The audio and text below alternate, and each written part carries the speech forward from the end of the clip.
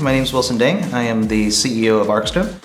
There's these common issues around all manufacturers. There's huge waste that can occur. There's money loss, time loss, productivity loss, electricity loss, all this waste that could be saved.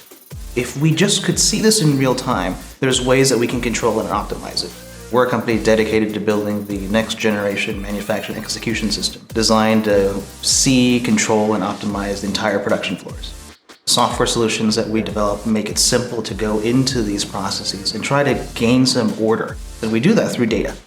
And that kind of power enables me to make sure that I'm not doing things in a suboptimal way. If I have less waste, if I'm producing just the right amount, I'm using less electricity, I'm using less clean water, just by making manufacturing way more productive.